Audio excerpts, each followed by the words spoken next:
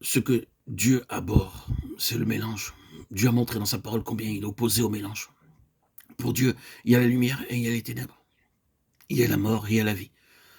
Lorsque Dieu aura atteint son but, la rivière de l'eau de la vie sera un pur cristal sans aucune obscurité. La Nouvelle Jérusalem, la cité sainte, est aussi claire que du jaspe cristallin et transparent. Tout cela est de la nature de Dieu. Dieu est lumière et en lui il n'y a point de ténèbres. 1 Jean 5. Dieu est positif et Dieu est la confusion. Il n'est pas un Dieu de confusion. Il ne peut supporter le mélange. Dieu dit toujours en fait une chose ou l'autre. Parce que tu n'es ni froid ni bouillant, je te vomirai de ma bouche. Apocalypse 3,16. Dieu est écœuré par le mélange et c'est ce qui existait au temps de Noé.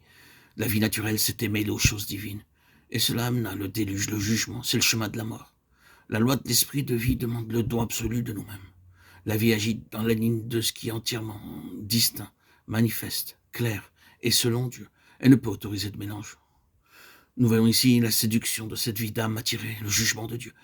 Qu'est-ce que la séduction? Elle agit de plusieurs manières. Mais en ce qui concerne l'âme, elle peut agir de cette manière. Elle nous fait adhérer de façon si déterminée à nos propres opinions sur un certain sujet que nous ne sommes plus disposés à soumettre nos opinions à aucun autre jugement que le nôtre. La chose commence par nous et se termine avec nous. Elle est liée à nous-mêmes et nous n'accepterons aucun autre jugement sur notre opinion.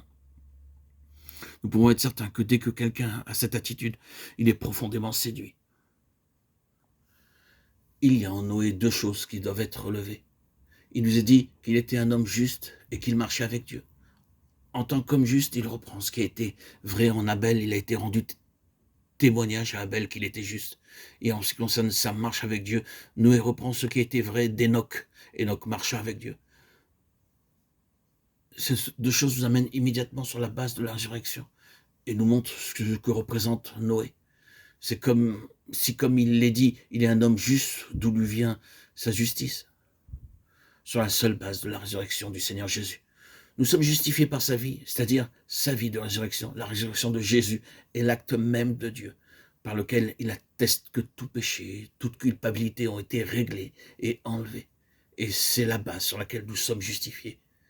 C'est par sa justice, et sa justice nous est donnée par Dieu. C'est la vie, marcher avec Dieu.